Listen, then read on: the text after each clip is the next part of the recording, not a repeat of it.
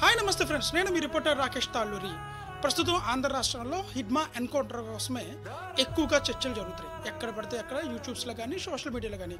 ఇటీవలే మనం ఒక వీడియో కూడా మనం చేయింది, చాలా మంచి రెస్పాన్స్ అయితే దానికి వచ్చింది.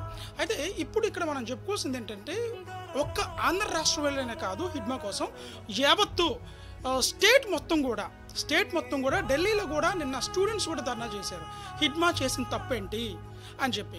అయితే చాలామంది కూడా హిడ్మా డేంజరస్ ఫెలో అని చెప్తూ ఉంటున్నారు కదా, మానవత్వం లేని మనిషి అని చెప్పి అంటున్నారు. అయితే నేను ఒక చిన్న ఉదాహరణకు ఒక విషయం చెప్తాను.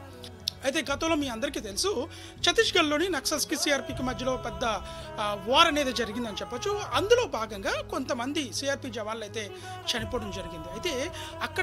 అయితే ఒక సిఆర్పి జవాన్ని మాత్రం నక్సల్స్ పట్టుకొని వెళ్ళిపోయారు. అక్కడ నుంచి పట్టుకొని వెళ్ళిపోయి అక్కడ ఉంటే తర్వాత చూసుకుంటే ఒక నక్సల్ సిఆర్పి జవాన్ మిస్ అయ్యారు, మా దగ్గరే ఉన్నారు అని చెప్పి ఒక లెటర్ పంపించారు. అయితే ప్రభుత్వం మొత్తం కూడా ఎట్లాగైనా సరే వాళ్ళ నక్సల్స్ దగ్గర నుంచి విడిపించాలి, లేదైతే వాళ్ళు చంపేస్తారు అన్న దాంతో వాళ్ళు కసరత్తు స్టార్ట్ చేశారు.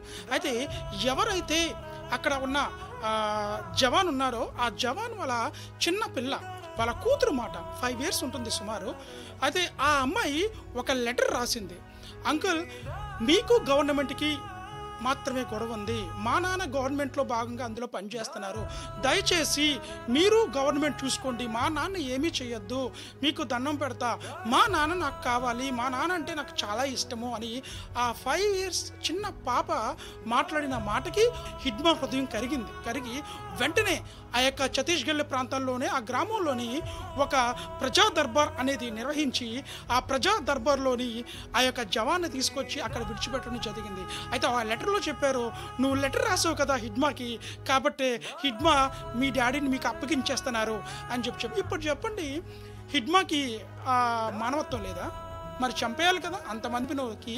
ఈ ఒక్కడే తక్కువ హిడ్మాకి? ఈ హిడ్మా కూడా ఈ ఒక్కడిని చంపేయచ్చు కదా. అంటే ప్రతి ఒక్క మనిషిలో మానవత్వం ఉంటుంది.